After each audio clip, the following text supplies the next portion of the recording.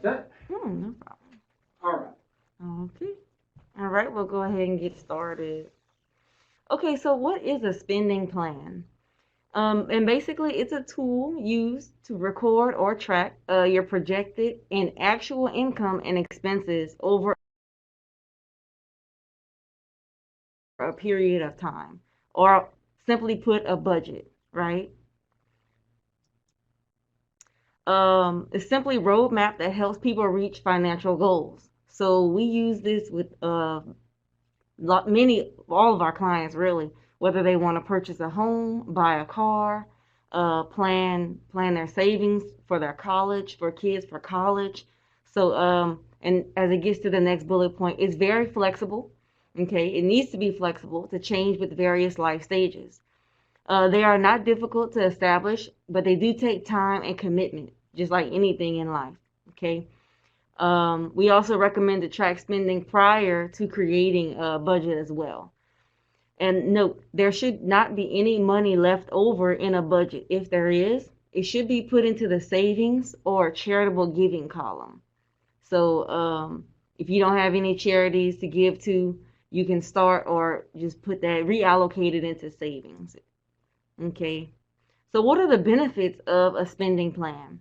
They can help you put aside money for savings goals. In our case, helping our clients make sure they have enough money to retire and live off on.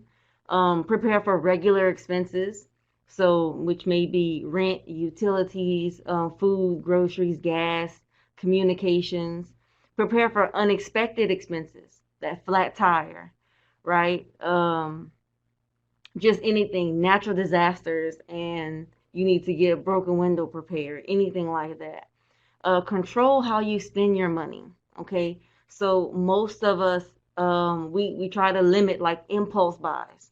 Okay, those ads that we see on TV or social media, and if it's not something that we really need, we try to limit the chances that you're gonna buy that. Reduce stress and increase confidence. Okay, financial stress and families not having enough money or barely being able to get by, it contributes to a lot of physical stress. A lot of people don't relate that, but it's very related. The two are almost go hand in hand.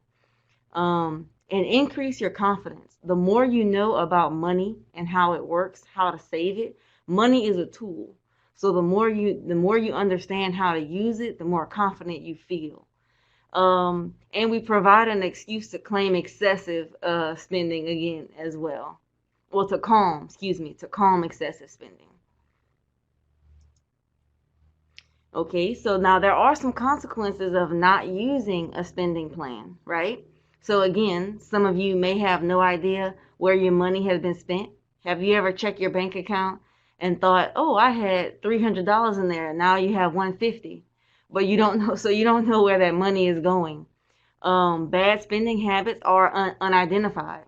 Maybe if you're someone who eats out or you buy your lunch 3 days a week, if you're not tracking that, you forget that they even exist. Okay, unprepared for emergencies. Again, we spoke about it. That flat tire, that appliance that's gone out, that refrigerator that needs to be replaced now. Okay, strained relationships, right? Very, very true. If a partner is depending on you as far as income, and it's not there because you don't know where your money is going. Okay, lack of a savings plan. Right now, I think 60 to 70% of Americans don't have $1,000 saved, right? For an emergency. If an emergency was to happen, they don't have $1,000 saved. About 60 to 70% of Americans. A lot of that is due to wasted money. Again, a lot of that is due to wasted money or not knowing where your money is going, and stress. So all of these can be consequences of not having a spending plan or a budget. But hopefully we're going to fix that today. Okay, so opportunity costs. Some consumers may feel like having a budget is confining or restrictive. Okay, but it actually gives you more freedom and more options. And we'll get into that in a little bit. By paying attention to where your money is spent, you're able to make wiser choices, right? for the short term and long term. Now, with more freedom, you have more options, wiser choices. Again, money can be spent on more items of value. Okay, and maybe next time we'll go over assets versus liabilities, just to kind of talk about value. Um, so before you create a spending plan, you always want to track your spending. Okay, so before you make a budget, spend a couple of weeks writing down every penny you spend. So on the first of the month, if you know your cell phone bill is due, write that down. How much is it? This will help you get a better idea of your dollar amounts, of the dollar amount should be making when you make your budget. So some reoccurring things that are monthly are obviously cell phone bills, internet or cable, utilities, so water, light, gas, anything like that. If you have a car note, car insurance. Gas, you can kind of estimate. You can kind of take an estimate of about how much you spend on gas per month. And groceries as well. That's something you have to eat. You can also make a budget of about how much you spend on groceries.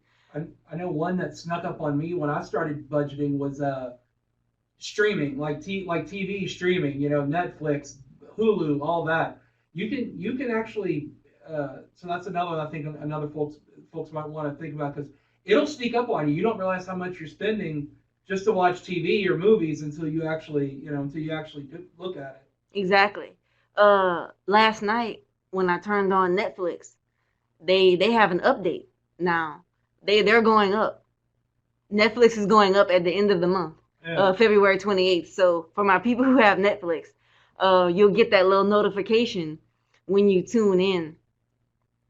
I think they're going up $1 or $2 per month. Okay. So it's small, but it's small for us at least. But it's going to be obviously major for them with millions of people watching. Absolutely. Now you're getting a few more dollars a month. So, but just be mindful of those things. Okay. So what we want to get into again? How do I make a spending plan or a budget? So you want to access your personal financial situation. What are your needs? Okay, what do you value and what's your life situation? So you need to go to school, you need to go to work, you need shelter, you need a car. If these are your responsibilities, okay, what do you value? Do you value education? Do you value health and fitness? Do you value time with your friends? What do you value? And your life situation. So where are you in life? Are you a student?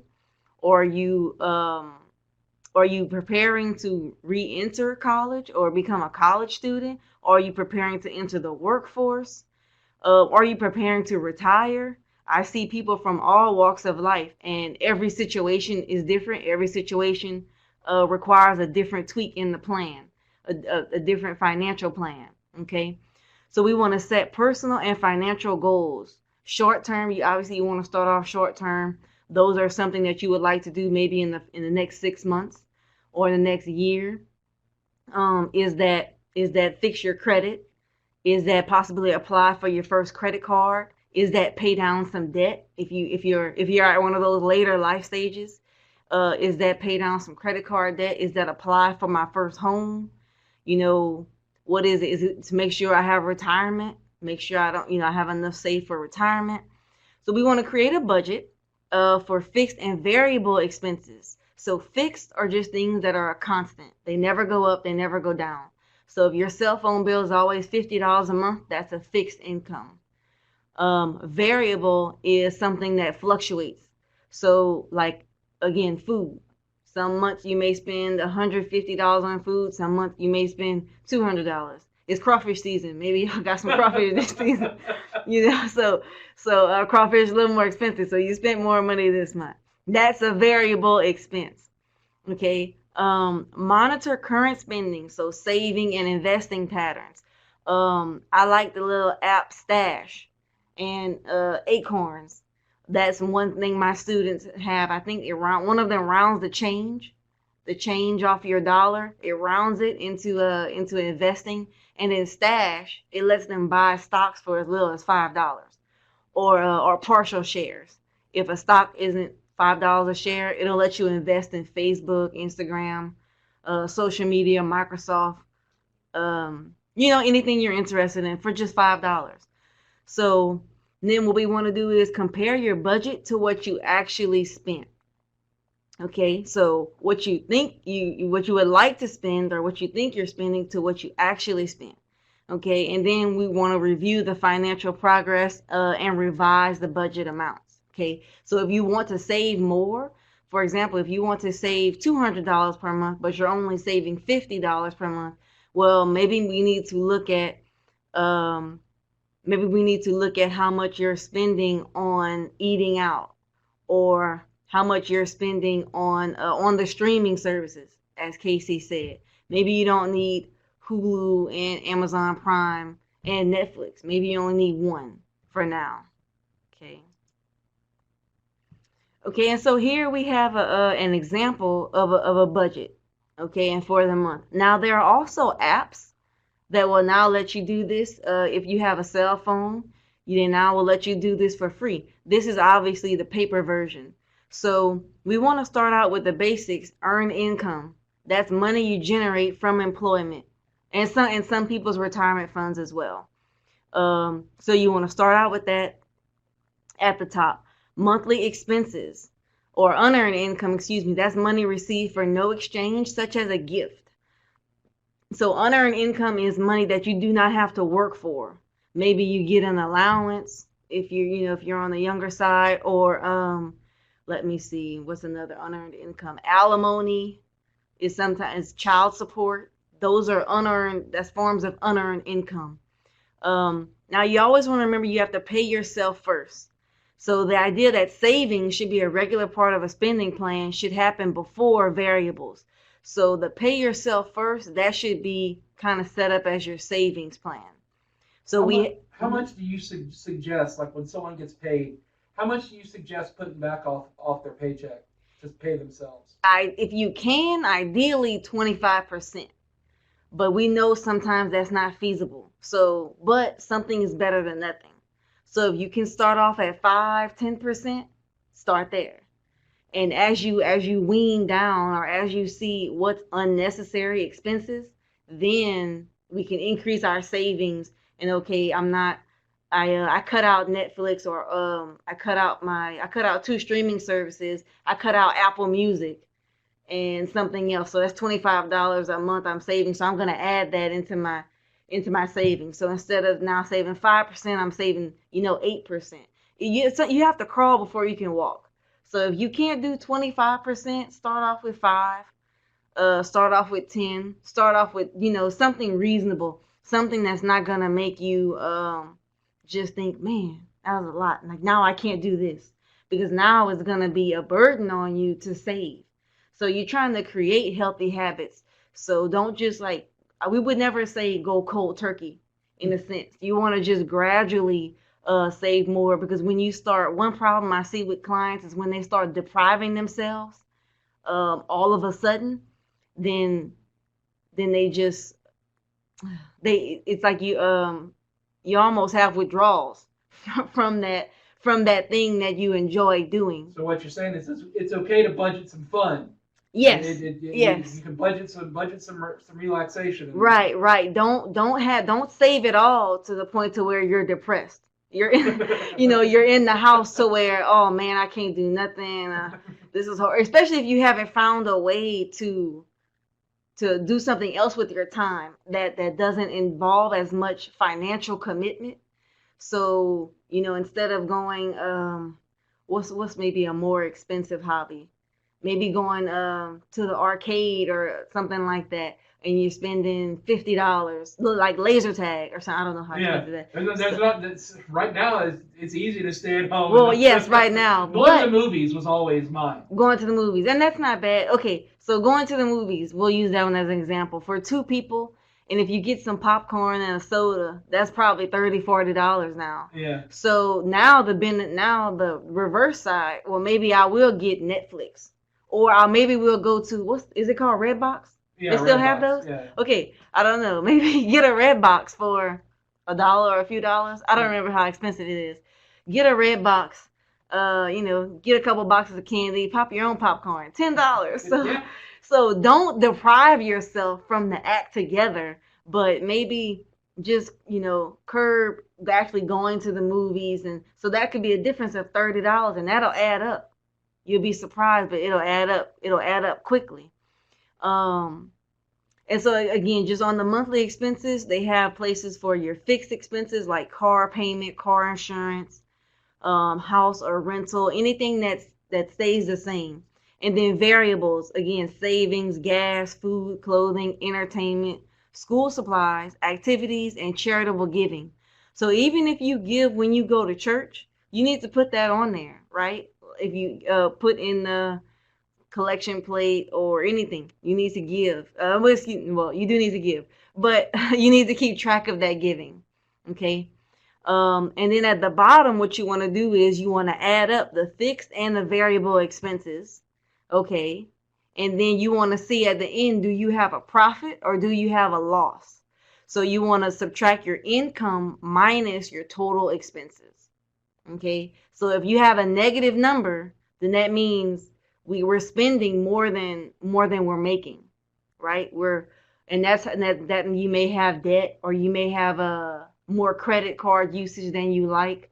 So we need to start kind of tinkering with those numbers. Okay, and this is exactly what we're talking about. So if you have more expenses than income, you have what's called a negative cash flow. Okay, and that usually results in debt. So part of being financially independent is spending less than you earn. Okay, I have some clients who make $30,000-$40,000 a year, and their budgeting has allowed them to be better prepared financially than my clients who make $130,000 a year. Because oftentimes what happens, the more we make, the more we spend. So that's a trap though that we can't get into, right? So you have to definitely live below your means. So just spend less than you earn. Okay. And then we also have adjustments, right? Remember, we said we have to crawl before we can walk. So everything can be adjusted. And this is necessary for things like holidays, right? Or birthdays, especially if you have kids. You may be planning a birthday party. That party may cost you $300 to $400. Who knows? Christmas, usually a lot more people, especially November too, Black Friday, a lot more people tend to spend money during November and December, right? Traveling, gifts, on food. So adjustments do have to be made there. Okay, and then so here's some tips to reduce that spending or your negative cash flow. Do comparison shopping. So if I'm gonna buy a pair of shoes, let me compare and see how much are they at Foot Locker versus Finish Line. Let me compare. Use coupons. If they offer coupons, a lot of places, sign up, use or use your email, get 15% off, something like that, free shipping. Take advantage of that. Avoid impulse purchases. So basically, if you don't absolutely love it, or you can't find an immediate use for it, you probably shouldn't buy it. Buying items on sale. A lot of clients have a bad habit of buying items on sale, but they have no immediate use for it. They just buy it thinking, oh, I'm going to use it eventually, and they never do. If it's clothing, the tag stays on it.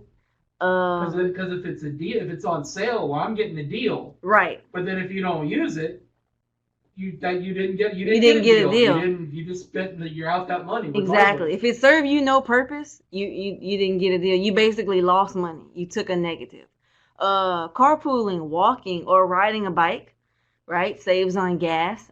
Eating at home, or preparing your lunch. So if you are able to cook for yourself, or our mom or dad is able to cook, being able to take your lunch to work the next day. I know that helped me a lot, especially when I just got out of college, right? Taking my leftovers to work the next day. That was my lunch, versus the next person spending $10 to $15 on lunch a week. That's $50 to $75 a week. That's $300 a month. It doesn't sound like a lot on first off, but that's $300 a month. times 12, that's $3,600 for the year. That's a vacation. That's a car payment. That's savings. That's something you can put in an investment account. So just little things like that. Let's see what else we have. Okay, eliminating or reducing impulse purchases. We said that. Vending machines, they always get me. Convenience stores. Um, Shopping at thrift stores. Those are very good. I know in college, I Goodwill was my best friend. Oh yeah, find something and wash it. You know about your business. Okay, wearing hand-me-down clothes and using frequent shopper cards. Now I know a lot of grocery stores, um, they'll have a card where they punch it, or sometimes they stamp it for every certain amount of money that you use or spend. So like for every $10 you spend, when you fill up the card, you'll get 20% off your next purchase or something like that. So those frequent shopper cards are a good way to take advantage as well.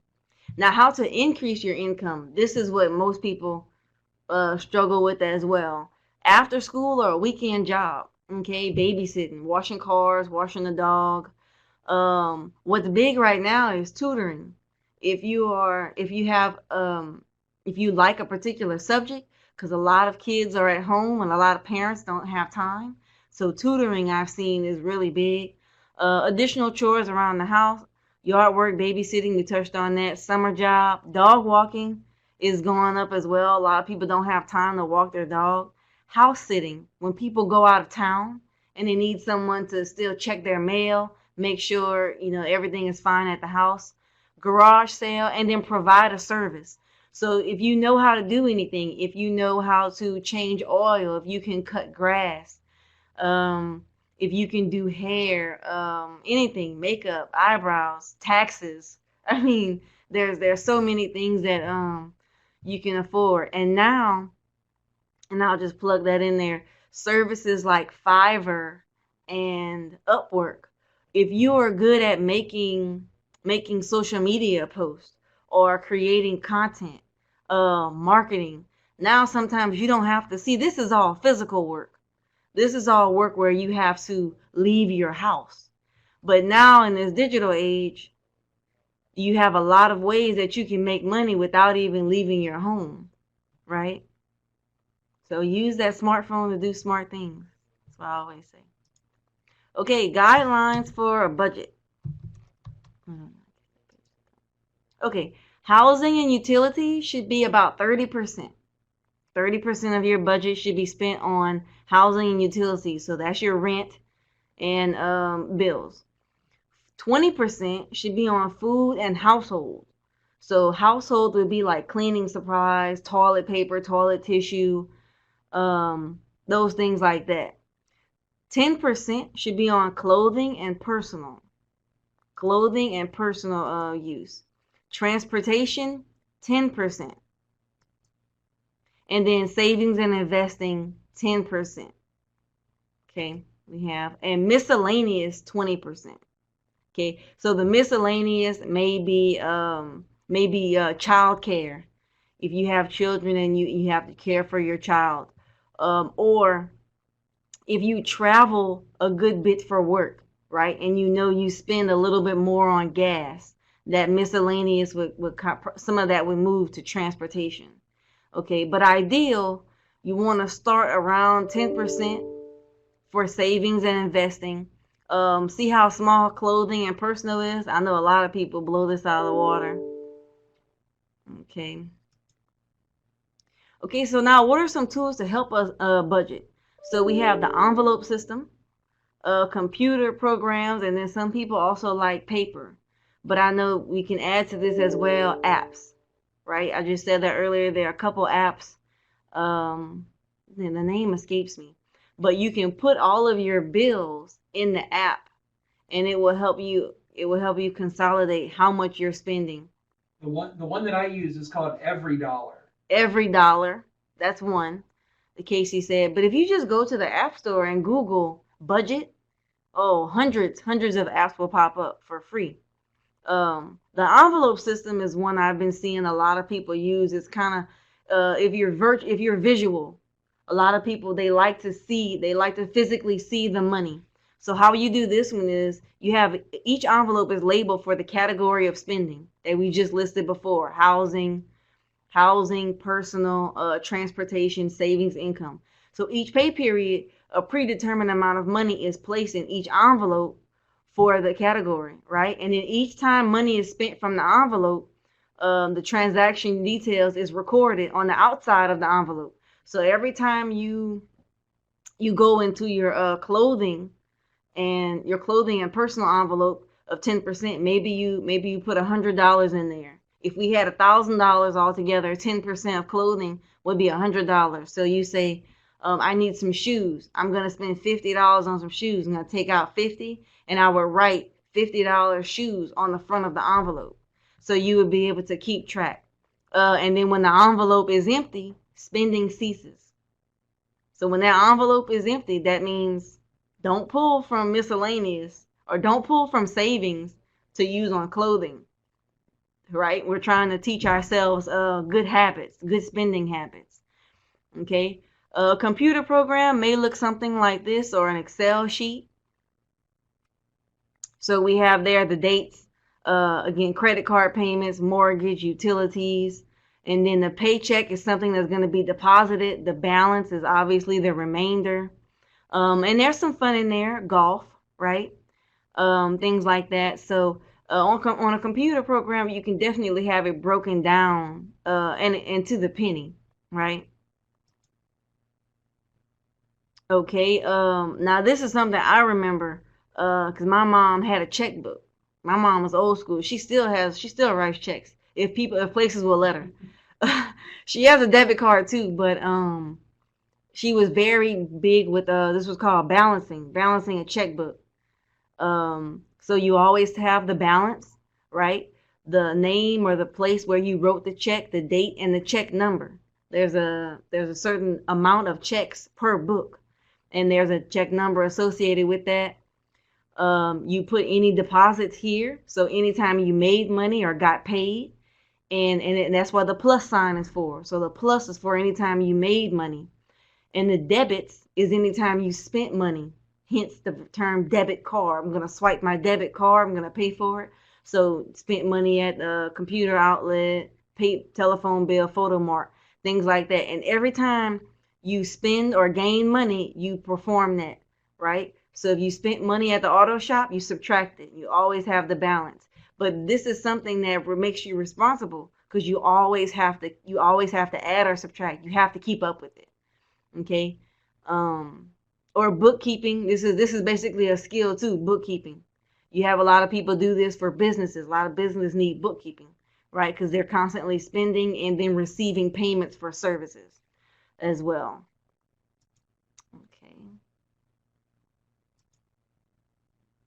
And again, paper tracking, it looks very similar very similar as a computer or balancing a checkbook, right? We always want to start out with a balance.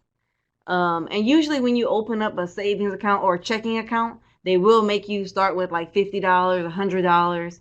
It just depends on what bank you use.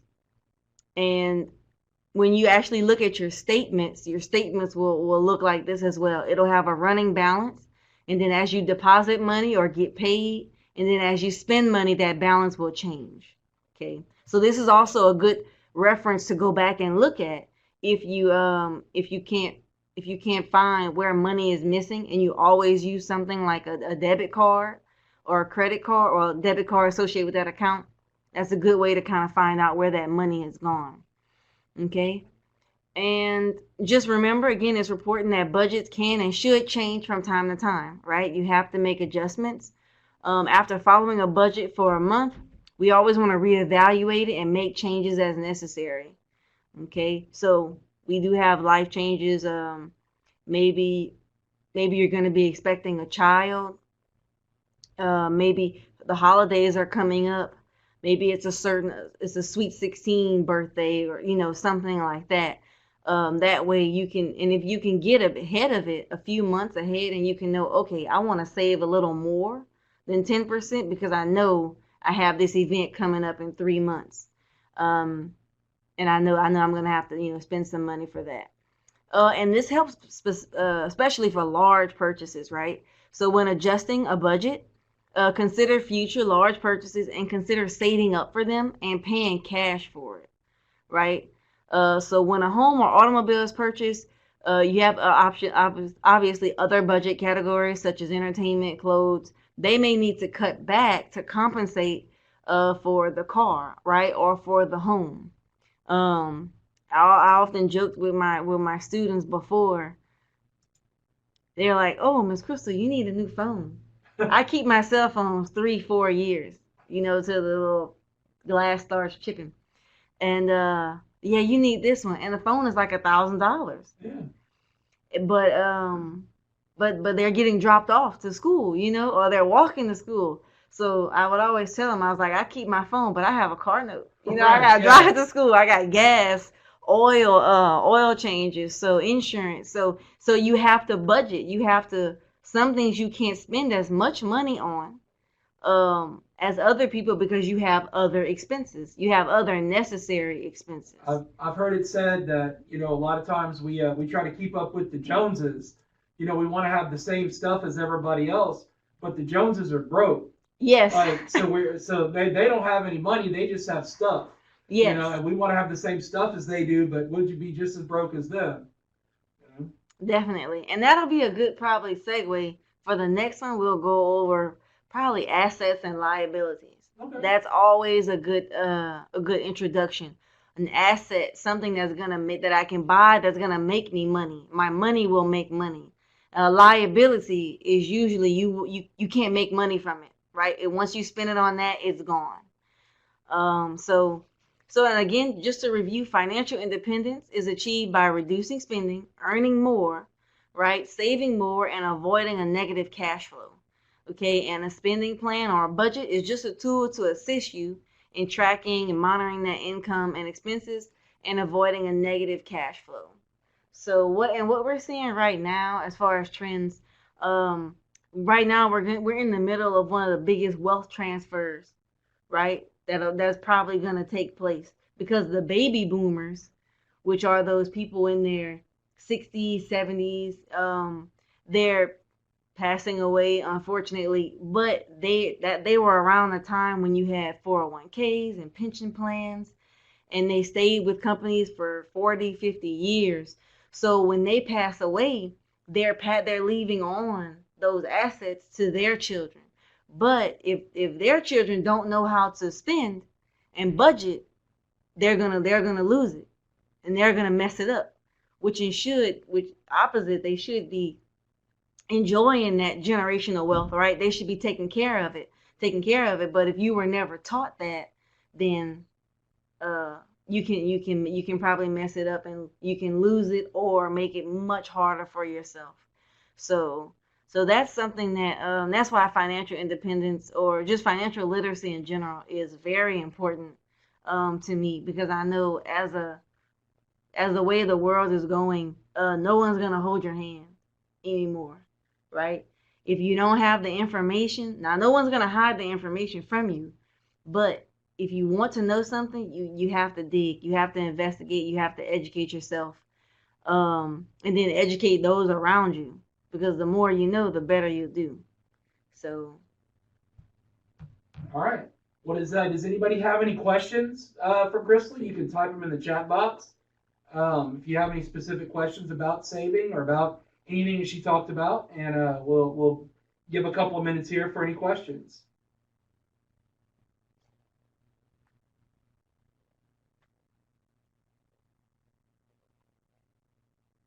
oh, thank you, Sarah. You're welcome.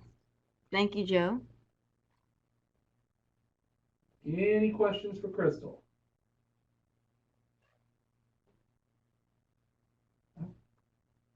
See, somebody's typing something. Let's see.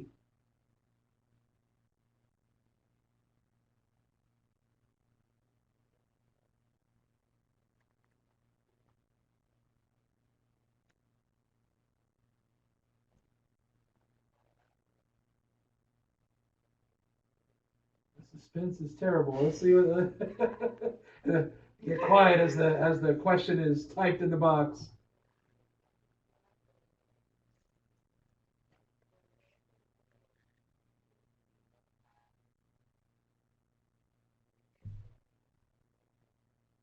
Krystal provided some budgeting sheets that I will get sent out to the youth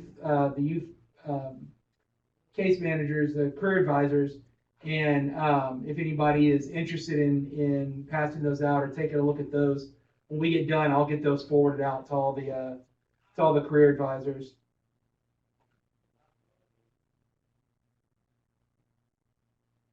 Looks like we do have some questions coming in. And I'll also get the resources that Krystal had said about the social media postings. I'm kind of interested in that because I've recently started getting serious about budgeting and always looking for little side hustles, little extra ways to have that income coming in. Also, my girlfriend's not working right now, so that might be something she can do in her spare time. Yeah. So the social media posting, I mean, like you said, we're on our smartphones all the time. Mm-hmm. So, use the smartphones for something smart. Oh, when will the recording be sent out? Okay, I will. I'll have the recording done, and I should be able to send it out today.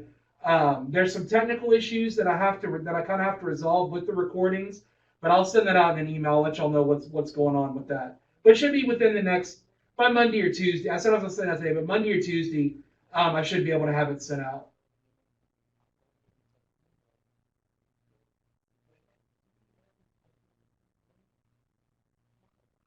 See some other questions coming up. Maybe not.